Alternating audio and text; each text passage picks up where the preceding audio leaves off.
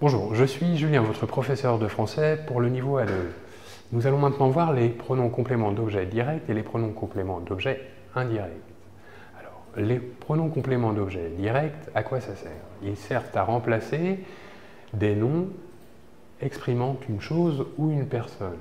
Ils servent à remplacer un complément d'objet direct. Ils répondent à une question, quoi, ou à une autre question, qui. Voyons des exemples. Tu chantes la Marseillaise. La question qu'on se pose est, tu chantes quoi? Réponse, la Marseillaise. La Marseillaise est donc ici le complément d'objet direct de la phrase « tu chantes la Marseillaise ». Remplaçons ce complément d'objet direct par le pronom complément d'objet direct. Le résultat sera « tu la chantes ».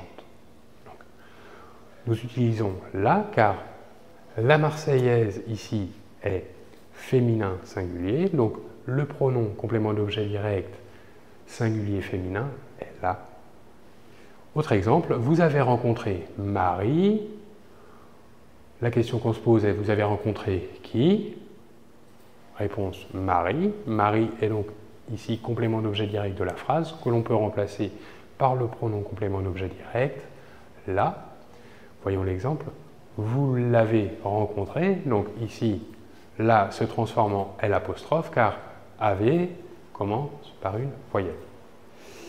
Les pronoms COD sont les suivants.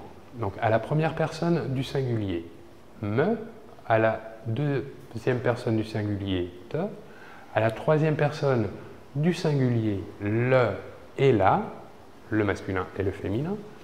Ensuite, à la première personne du pluriel, nous, à la deuxième personne du pluriel, vous, et enfin à la troisième personne du pluriel, les.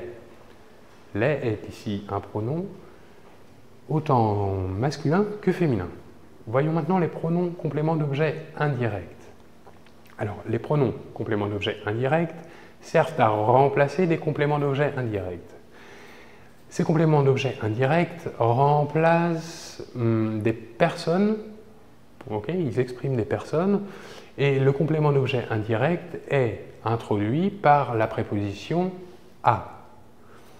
Alors, à quoi répond le complément d'objet indirect? Il répond à la question à qui? Voyons un exemple. Il téléphone à Patrick. La question qu'on se pose est, il téléphone à qui? Réponse, à Patrick.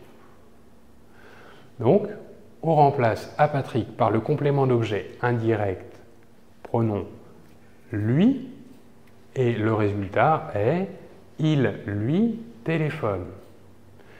Donc, pour les pronoms compléments d'objet direct ou les compléments d'objet indirect, on place le pronom entre le sujet et le verbe. Les pronoms compléments d'objet indirect sont les suivants. À la première personne du singulier, me. À la deuxième personne du singulier, te.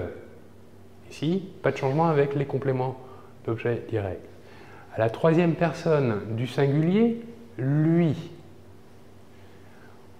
Ensuite, à la première personne du pluriel, nous. À la deuxième personne du pluriel, vous. Et enfin, le dernier pronom complément d'objet indirect à la troisième personne sera leur, également masculin et féminin. Alors, attention, à l'impératif affirmatif. Le pronom complément d'objet est toujours placé après le verbe. Un exemple, fais cet exercice. Cet exercice est ici complément d'objet direct. Nous dirons fais-le.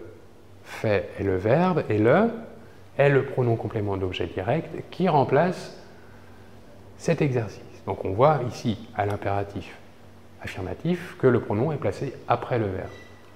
Voyons maintenant l'impératif à la forme négative. À l'impératif à la forme négative, le pronom est placé avant le verbe. Voyons l'exemple. Non, ne le fais pas.